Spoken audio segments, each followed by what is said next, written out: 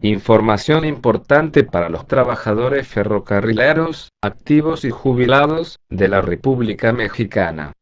Sobre todo para la nueva generación. Primer comunicado. El Sindicato de Trabajadores Ferrocarrileros de la República Mexicana ha tenido desde su fundación en 1933, siempre, una historia de lucha, de heroísmo y de sacrificio de sus verdaderos trabajadores. Historias de sangre, de sudor y de lágrimas, de los reparadores de vía, de los oficinistas, de sus telegrafistas, de los talleristas y más aún, de los que manejan y conducen los trenes, todos han servido solo como escalón para el beneficio de otros, pues después de la histórica dirigencia de don Demetrio Vallejo Martínez, y las huelgas que le encabezó en los años 1958 y 1959. Logrando beneficios que llegaron a sus abuelos o padres, que en aquel entonces laboraban en Ferrocarriles Nacionales de México. Tales como el aumento salarial, arrancaron también el servicio médico y de medicinas, la construcción de hospitales, propios para trabajadores y familiares. Esta lucha trajo como consecuencia la represión para miles de trabajadores y sobre todo el encarcelamiento por más de 11 años para aquel dirigente.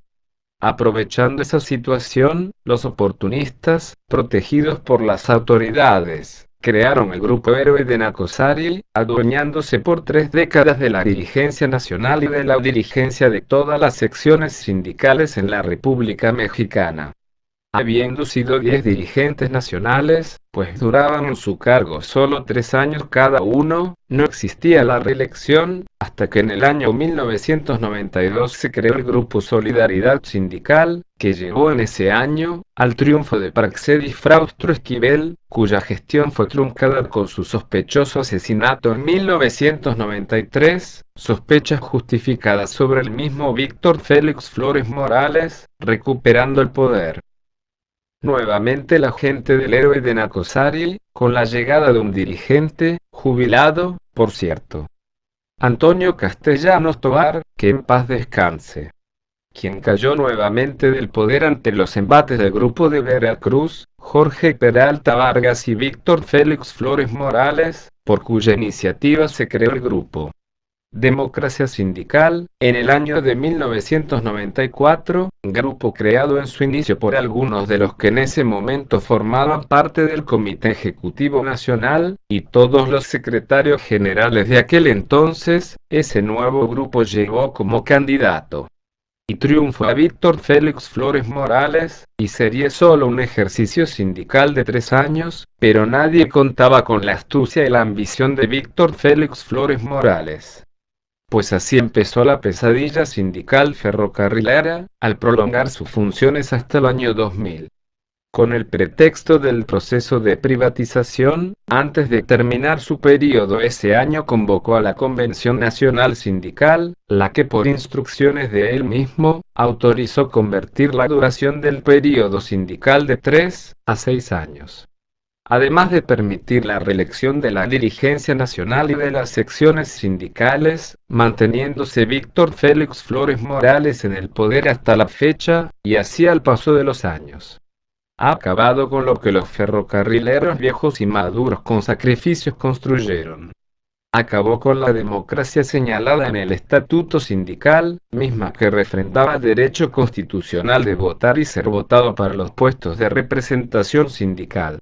Acabó con la legítima aspiración de los trabajadores para ocupar un puesto de funcionario sindical, cumpliendo solo el requisito de tener de 3 a 5 años como socio del sindicato. Víctor Félix Flores Morales acabó con el derecho de votar libremente para elegir dirigentes, pues ahora se ejercen presiones y amenazas a los trabajadores para que voten por los candidatos que según ellos son oficiales.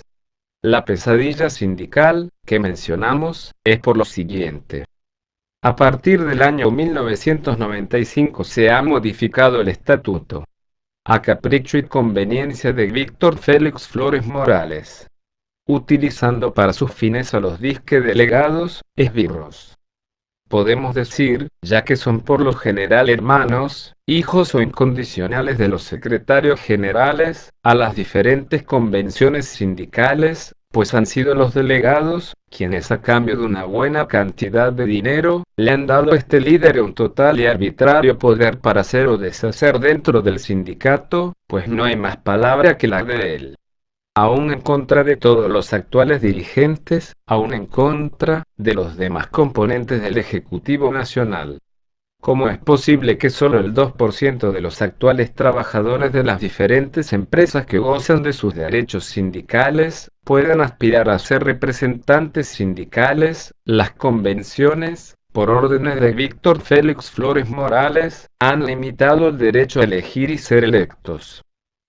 Al 98% de los trabajadores ferrocarrileros se les ha limitado el derecho constitucional para votar y ser votados.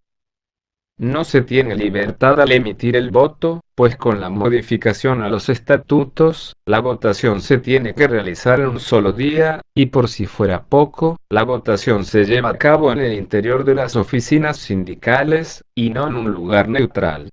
O como antes, en los centros de trabajo. Como si en la elección presidencial se obligara a votar en las oficinas del PRI. El estatuto sindical es una aberración democrática que solo beneficia total y directamente a Víctor Félix Flores Morales, ya que es él quien decide directamente todo, como él mismo lo ha expresado. Que si algo pierde en la elección, lo recupera o lo gana en la mesa. Se señala también muchas otras cosas que los verdaderos trabajadores ignoran, y que por información o investigación se dan a conocer. Según los estatutos, las cuotas sindicales que aportan los trabajadores activos, 4% de los ingresos mensuales, se deben entregar a la Tesorería Nacional. Sin embargo, en los hechos este dinero lo recibe directamente Víctor Félix Flores Morales.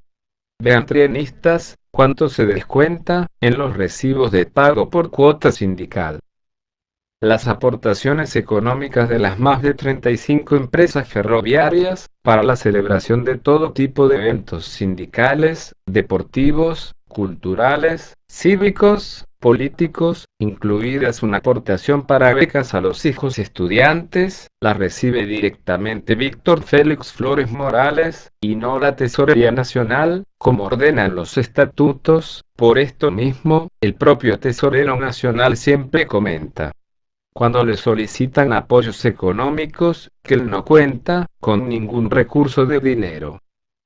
Es obligación del secretario nacional, lo ordenan los estatutos, el informar y rendir cuentas a los agremiados, cada año de los ingresos económicos así como de los gastos erogados. Sin embargo, Víctor Félix Flores Morales nunca lo ha hecho. Y según sabemos lo hace solo ante los integrantes del Ejecutivo Nacional, y de Vigilancia y Fiscalización, mismos que solo firman. Cada día que pasa Víctor Félix Flores Morales gasta aproximadamente, en promedio, 350.000 pesos, en restaurantes lujosísimos, mujeres jóvenes, automóviles, apoyos económicos a guaruras, fisicoculturistas, luchadores, boxeadores, boxeadoras, beisbolistas, futbolistas, actores, cantantes, compositores y alguno que otro de sus incondicionales, entre muchos tantos, a quienes llamaremos los beneficiarios. ¿Qué beneficio obtienen los verdaderos trabajadores o los jubilados de esto? Cuando se requiere de algún apoyo económico para solucionar problemas de enfermedad grave, o algún aparato para recuperar la movilidad, o de algún familiar de primer grado, solo envía las solicitudes a su famoso Consejo Económico, mismo que siempre niega los apoyos económicos. Comisión creada por él, y que no existe en los estatutos.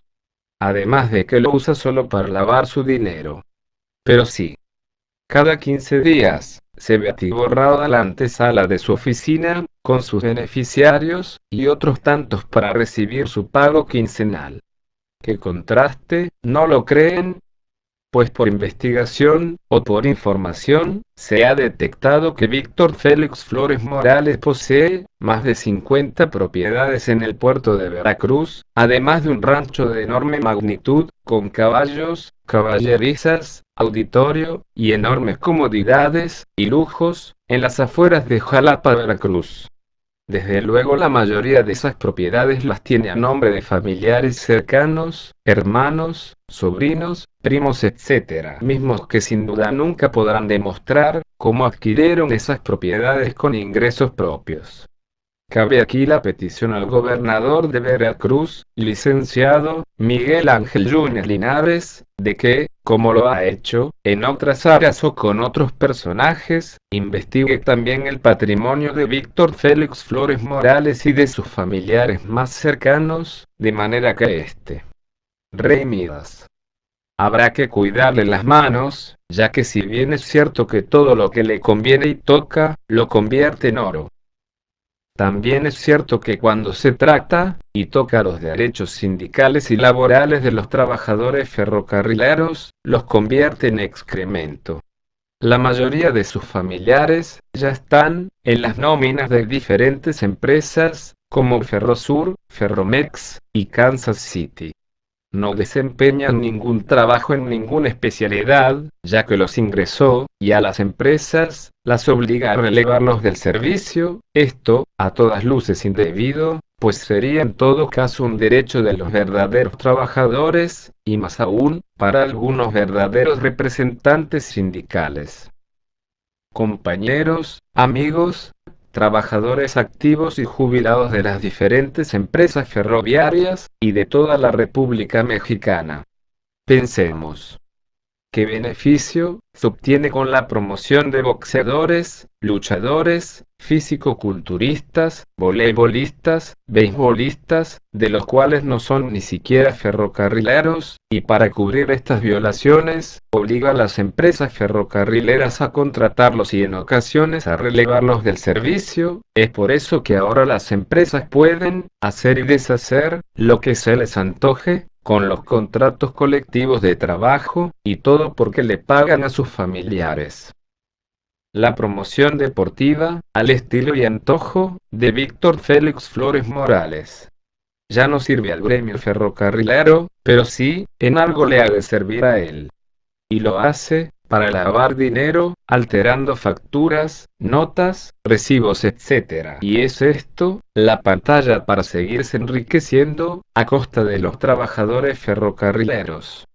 En el nivel laboral, Víctor Félix Flores Morales ha permitido a las empresas ferroviarias no cubrir las más de 500 plazas de personal que se ha liquidado por haber cumplido 60 años de edad, y que pasaron a pensionarse por el IMSS.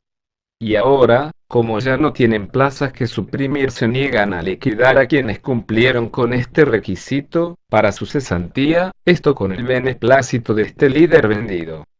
Compañeros, esta es la realidad. Mientras Víctor Félix Flores Morales mentía en las asambleas sobre este asunto, ahora lo más probable es que haya negociado beneficios económicos para él.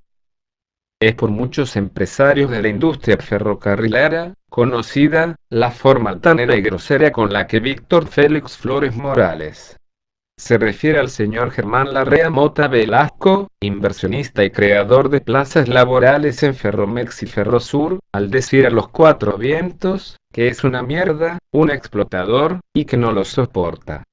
Que es un viejo prepotente y chingador. Es increíble que se exprese de esta manera de alguien que al invertir en esta industria, se la juega por los ferrocarrileros y por México.